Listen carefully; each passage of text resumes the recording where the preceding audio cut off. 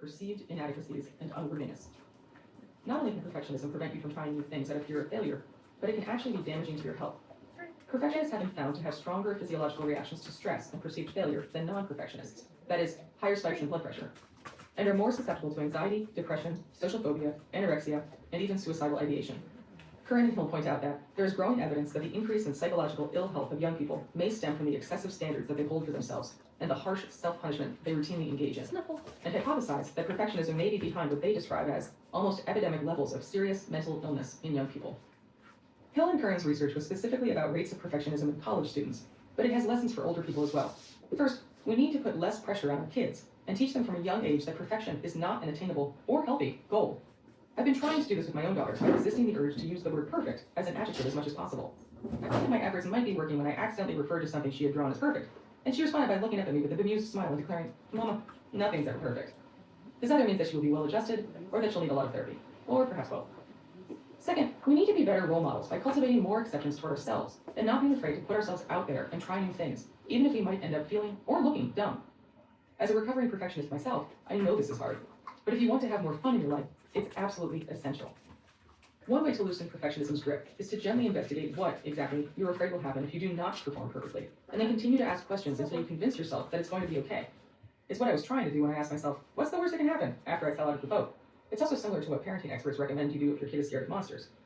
And also, start small. When it comes to trying new things, there is nothing that says you need to do something dramatic, like sign up for a dance troupe, or try out for a play. Just find some activity, any activity, that piques your interest or sparks your curiosity, or that you already know that you enjoy, but that you're not an expert at, and carve out some time this week to do it. You could even return to something you used to be decent at, but for some reason, you've stopped spending time on. As Margaret Talbot writes, being willing to involve yourself in something you're mediocre at, but intrinsically enjoy, to give yourself over to the imperfect pursuit of something you'd like to know how to do for no particular reason, seems like a small form of resistance. So resist. Be a beginner. Pursue passions, interests, and hobbies whenever possible. Make a point to try new things. As you do, keep in mind that far from implying flightiness or irresponsibility, the word dilettante actually comes from the Italian verb to delight. And amateur doesn't refer to a lack of skill. Instead, its root is the Latin word for love. Chapter 8. Attract fun. Determined to live life with flair and laughter. Maya Angelou. Now that we have made space and identified possible passions, interests, and hobbies, we're ready for the next step of spark. Attract fun. Why attract? Because opportunities for playfulness, connection, and flow float around us all the time. The better we are at attracting and appreciating them, the more fun our lives will be. We've talked about activities, settings, and people as being magnets for fun. Now, our goal is to become fun magnets ourselves. We all know people who attract fun. They are the friends whose presence at a dinner party guarantees that everyone is going to have a good time. They exude warmth, playfulness, and self-confidence. They make you feel fully seen and appreciated when you're with them, and people always seem happy to have them around. What might not have occurred to you is that it's possible for you to become one of those people, even if you think of yourself as shy or introverted. Consider some of the traits that popped up again and again in people's responses when I asked members of the Fun Squad to describe people in their lives whom they consider fun. Good. They're spontaneous. They're at ease with themselves and comfortable in their own skin. They're not afraid to be silly. They're not afraid to try new things and to be a beginner. They're not afraid to be vulnerable. They're appreciative of the small things. They find joy in being alive. Many people described fun people as being able to laugh at anything. Curiosity and open-mindedness came up a bunch. Being present in the moment did too. They have a very positive attitude and seem to be enjoying themselves, wrote one person. Said another, my mom is fun. She has a wild imagination and can find something new and exciting in every situation. She doesn't think too much about what people think of her, and she surrounds herself with things that make her smile. Many of the descriptions of fun people also had to do with the way that fun folks made other people feel in their presence. For example, I never feel judged by them. They make everyone feel included. They're considerate of others' feelings. They get excited with you. They create wonderful shared memories. With them, there's always something to do, and they make these events as fun as possible. They're generous, give everyone the benefit of the doubt, and are really open to others. They always have the time and energy to make people feel special. When I read through these descriptions of fun people, two things stood out. First of all, very few of the characteristics mentioned were genetically determined. No one suggested, for example, that blondes have more fun. And second, while many fun people are indeed extroverts, you don't need to be extroverted to be considered fun.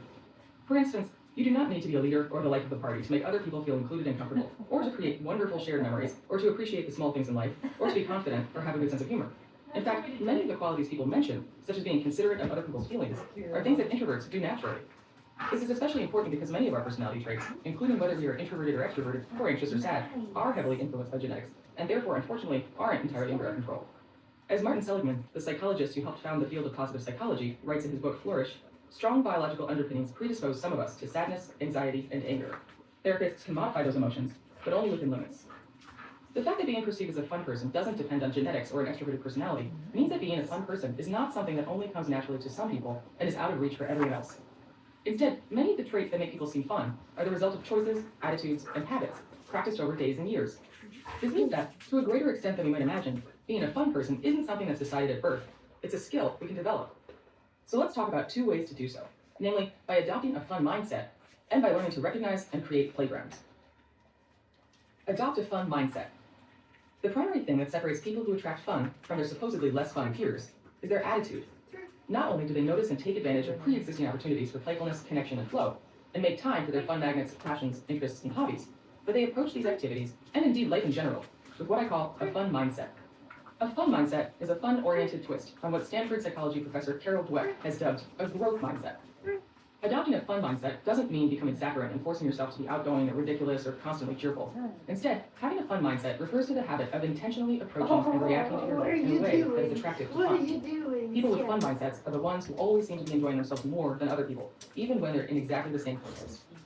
This boils down to deliberately seeking out as many opportunities as you can to create or appreciate humor, absurdity, playfulness, connection, and flow. Be easy to laugh. One surefire way to cultivate and radiate more of a fun mindset is to notice and appreciate the humor in everyday life. This does not require that you develop a side hustle as a stand-up comedian, or even that you take on the responsibility of pointing out humor or absurdity to other people. You can start by simply noticing them for yourself, or expressing your appreciation when other people point these things out. In the words of former Twitter CEO Dick Costolo, the easiest way to have more humor is not to try to be funny. Instead, just look for moments to laugh. My husband and I refer to this as being easy to laugh, and it is one of the most powerful ways to nurture a fun mindset. We all enjoy spending time with people who make us laugh, and who laugh a lot themselves. The easier you are to laugh, and the more things you can find to laugh about, the more attracted you'll be, both to other people and to fun. And to point out the obvious, you'll also spend more time laughing, which in itself will make you feel good. Say yes and. Another way to develop a fun mindset is to take a cue from improvisational comedy and master the art of yes and. Improv comedy, should you not be familiar with it, is the art of making up comedic scenes on the spot. A typical improv show involves the actors, who refer to themselves as players, asking the audience to shout out a word or idea, and then playing a game in which they construct a humorous scene based on that idea. At its finest, improv can be magical, an experience of playful, connected flow for the players and audience alike. If your fun factors include performance, spontaneity, and uncertainty, then you might enjoy trying it out firsthand. Given that my fun factors do not include these things, particularly performance, you may wonder why I decided, at age 23, to sign up for a class in improvisational comedy at a theater in New York called the Upright Citizens Brigade. The reason was that I was trying to push myself out of my comfort zone. Mission accomplished, but sure enough, it didn't take long before I came to dread Saturday mornings with an intensity I usually reserve for blood work or gynecological examinations. At our final show, my performance was so objectively embarrassing that afterward, the few friends who'd shown up simply handed me a bouquet of flowers, made several awkward comments about how brave I was to do something I obviously was not good at, and took me out to lunch. We never spoke of it again. I have very few memories that make me cringe, but that class was one of them. And yet, it introduced me to a tool that has shaped my life ever since. The philosophy of yes and. Yes and is the basic rule of improv comedy, and the idea is quite simple.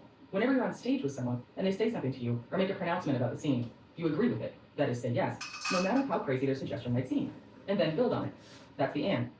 For example, if you are in a scene with someone who says that their father is Santa Claus, it is not acceptable to say, as I did in our final performance, no he's not. Instead, the principle of yes and means that you accept the idea that their father is Santa, and propel the scene forward by adding something new. It doesn't matter what you add, as long as it's open-ended and builds on what they said. In her book, Bossy Pants,